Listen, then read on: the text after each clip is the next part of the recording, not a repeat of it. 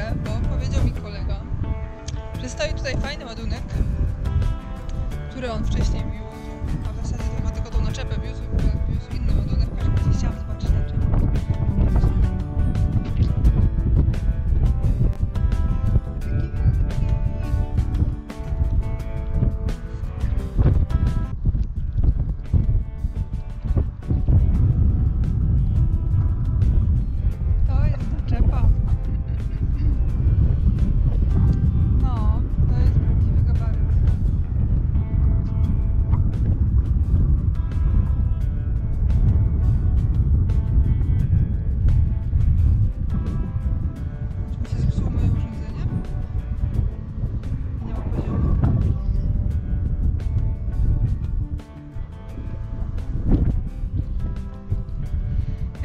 Ładunek ma 250 000 funtów, czyli jakieś 115 ton, więc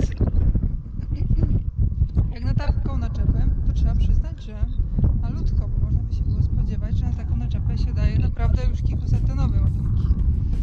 Ale proszę Państwa, jak się właśnie zapytałam kolegi mojego, ile to waży, powiedział mi, że właśnie mało, tylko tam 250 000 funtów, ale wszystko przez to, że ten ładunek jedzie przez jakiś most gdzieś tam dalej na północ i musieli poskładać, tak to porozkładać, podokładać tyle osi, żeby zgadzały się naciski, żeby dostać zezwolenie. Tak samo w Europie są jakieś tam konkretne, dopuszczalne naciski na osi, w zależności od tego, jakie tam potrzeba. Tak samo, proszę Państwa, tutaj, popatrzcie, jakie to jest wielkie, ale jakie to ma w ogóle wysokości. Mamy 9 metrów wysokości. Jak chcę jechać? No. Tutaj to już się można zastanawiać, jak chcę jechać.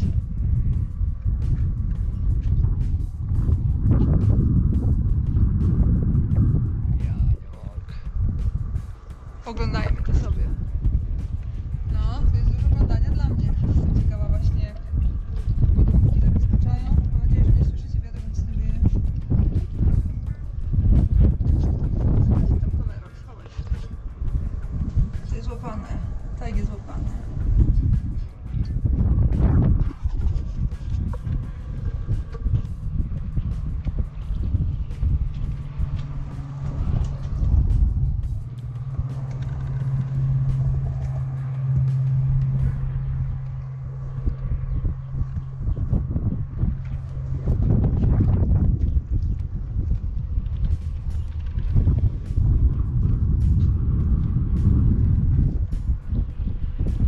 To jest dużo łatwiej, jeżeli chodzi o zabezpieczenie ładunku, znaczy łatwiej. Są po prostu inne zasady, nie? U nas na przykład, jeżeli nie ma tutaj zapadki, to łańcuch jest dla BAG czy tam dla policji nieważny.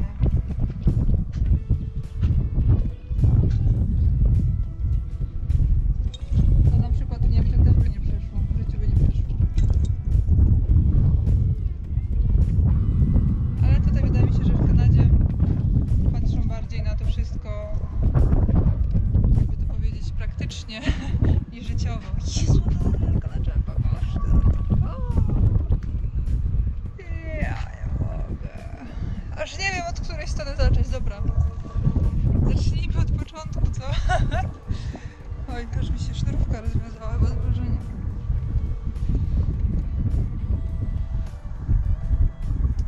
Kurczę, ale mi szkoda, bo mogłam normalnie widzieć, jak ta naczepa operuje sobie. A dzisiaj też zajechała 2 godziny przede mną, tutaj. Też się spóźniła. Ja jestem spóźnialska.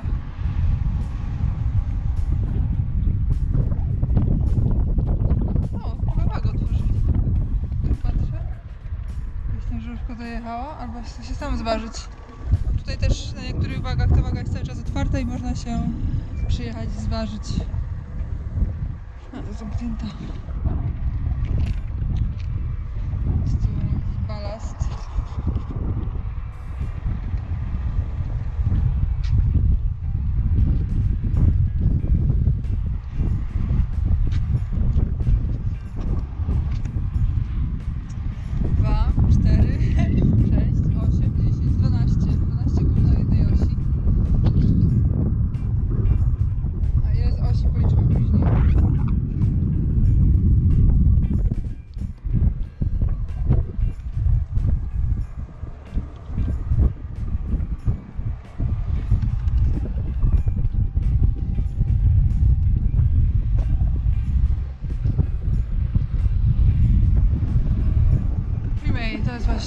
firma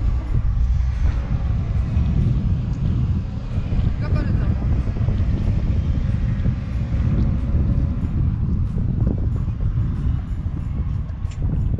Rolki. No, ciekawe. Ciekawe.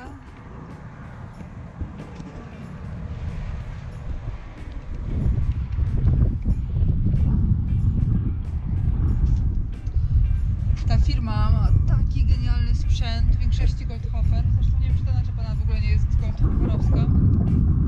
Co ciekawe, właśnie tutaj, z tego co widziałam, w Kanadzie większość firm, tych najważniejszych, operuje, proszę Państwa, na niemieckim Goldhoferze. To jest ciekawe, prawda, że ściągają z Niemiec niemieckie naczepy. Tylko te, które ja widziałam w Niemczech, Goldhofery, no są dużo mniejsze, krótsze i, jakby to powiedzieć, no w innym po prostu układzie niż te tutaj. To tutaj to są w ogóle już. To są po prostu klocki Lego, które składają do przełożenia różnych budynków.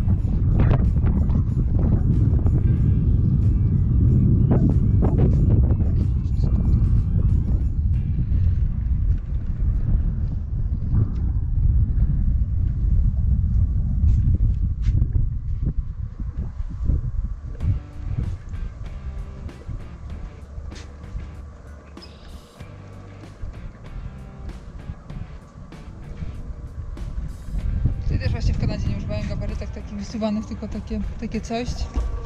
Zresztą w sumie tutaj też większość jeżdżą z gabarytami w ciągu dnia, więc nie potrzeba im takich gabarytek ze światełkami.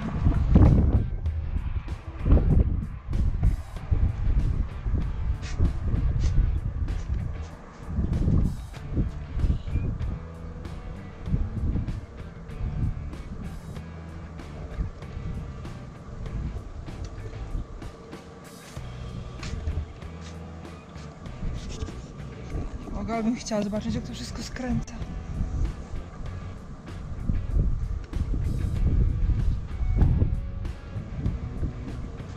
No i jak sterowanie padnie, to raczej już nic nie dawaj chuju.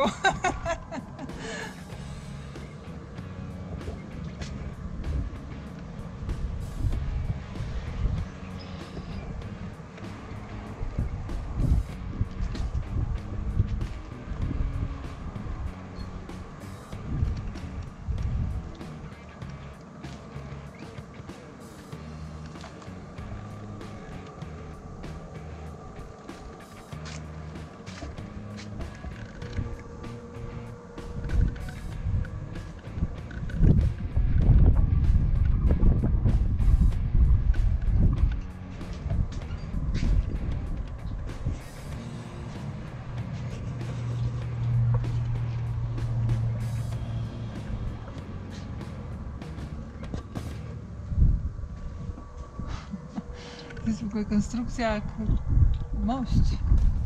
Konstrukcja mostu. Wszystko składane. A tutaj jednak mają tablicę. Czasami widać, czasami mają.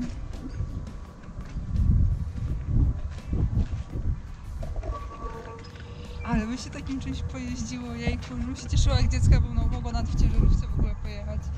Nie wiem na ile ciągników się ciągną, czy to jeden ciągnie, czy jeden ciągnie, drugi pcha, pewnie tak, a muszę się właśnie zapytać.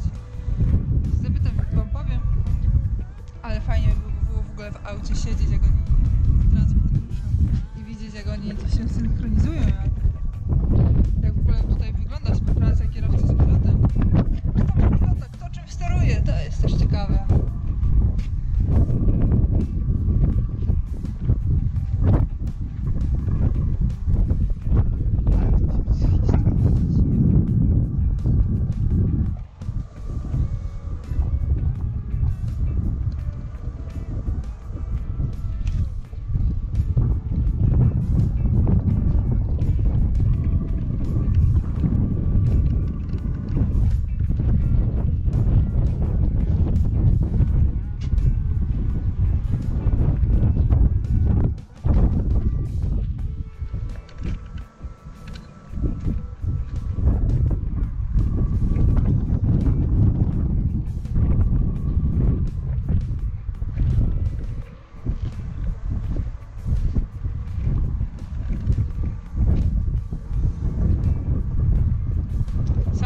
naczepę w ogóle składali chyba kilka tygodni. Żeby była gotowa do przywiezienia tego ładunku. Bez skręcania. Wszystko samo.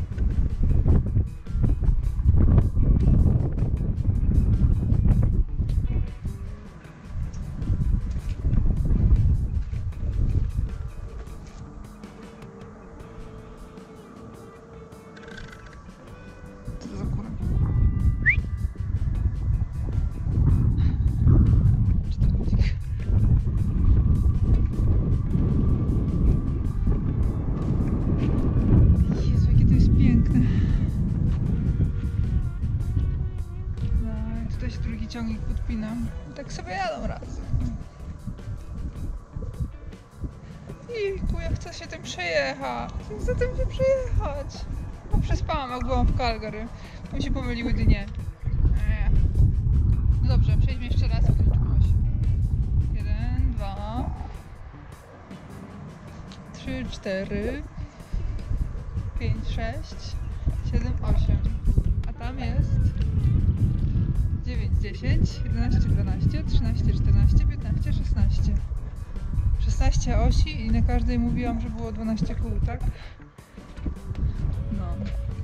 To trochę się tego namnożyło. Chyba nie życzyłabym ekipie, żeby wjechała w jakiś teren, gdzie byłoby rozsypane dużo jakichś materiałów uszkadzających obwody. Bo mieli trochę roboty.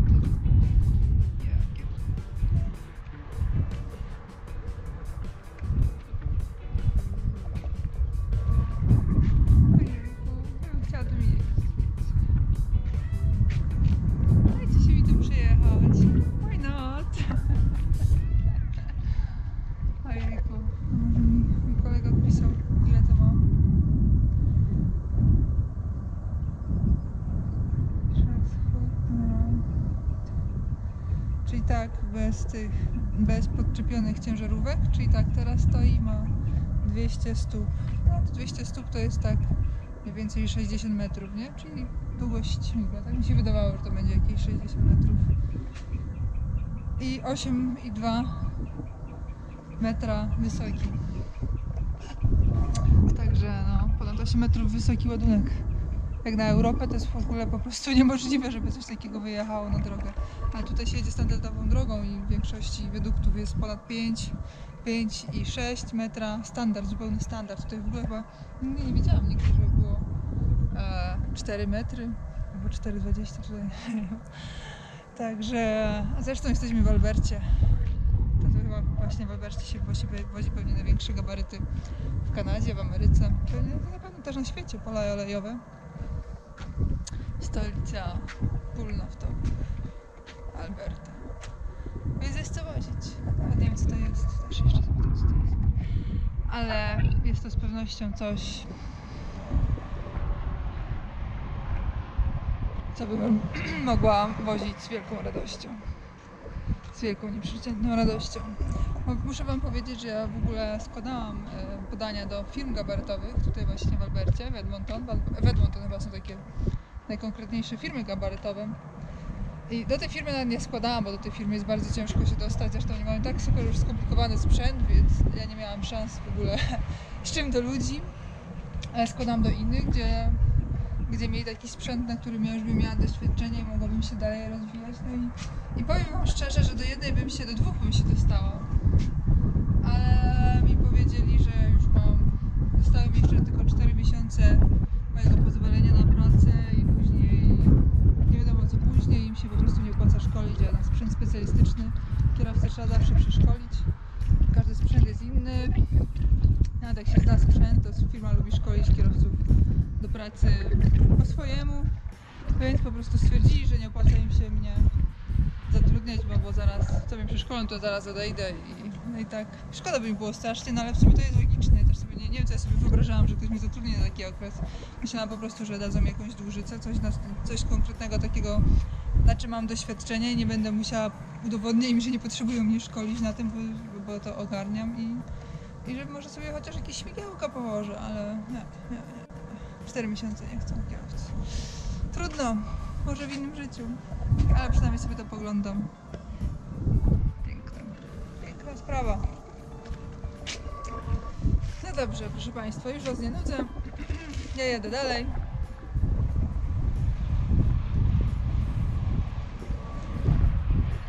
No jadę dalej, nie? Przynajmniej zobaczyłam coś takiego na żywo. W Europie też takie ładunki jeżdżą. Oczywiście. Ja widziałam taką jedną tego typu naczepę właśnie do przewożenia transformatorów w Goldhoferze. Kurczę, ale wieje. W Goldhoferze, gdy odbierałam jakiś tam taki moduł, jakieś takie THP odbierałam do Szczecina, pamiętam, to wiozłam. Zresztą może pamiętacie, wrzucałam zdjęcia. Tam było właśnie łącznie chyba 50 osi na tej wielkiej naczepie. Także u nas też to jeździ, tylko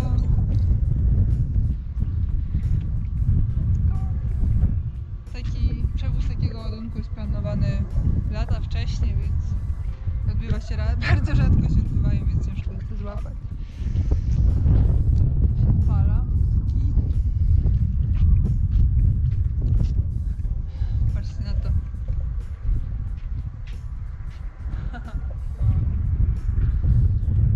No i dobrze, dziękuję Wam za uwagę. I do zobaczenia następnym razem. A mam jeszcze do Was pytanie. Który ładniejszy Freightliner? Biały? Ten, który ja jeżdżę? Czy tam ten czarny z tyłu? Taki sam? Biały? Czy czarny? Ja ogólnie wolę czarne auta, ale powiem Wam szczerze, że przez to, że ja nim jeżdżę, pewnie tego mi się biały podoba. jak to już jest, wiesz, życie, jak ja jeżdżę, to może być biały, ale podoba mi się też biały. Aniołek. A właśnie w tym modelu jednak ten model nie podoba mi się w czarnym kolorze. Nie chcę mi się. Dobra. Także pozdrawiam Was z Wagi. Jeszcze jeden rzut okiem. Tam. I wracamy do aniołka.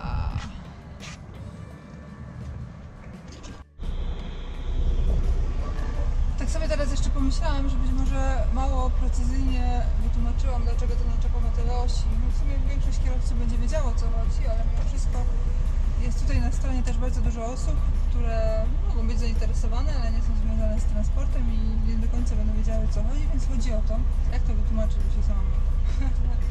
No dobrze, więc tak, mamy określony ładunek do przewiezienia, ciężki ładunek i załóżmy, położymy go na 10 osi i załóżmy, wychodzi nacisk na osi 20 ton, ale samorząd czy jakaś tam organizacja, jakaś tam zarząd dróg daje pozwolenie na przejazd ładunku z naciskiem na osi załóżmy 10 ton. To się różni od krajów i od drogi i tak dalej, ale załóżmy powiedzmy 10 ton, więc dlatego naczepa jest tak konstruowana, że są dodawane kolejne osie i w miarę tego, jak więcej osi jest dodawanych, ten nacisk na poszczególną oś się zmniejsza, no i przez to no i tak właśnie dzięki temu naczepa i ładunek może przejechać.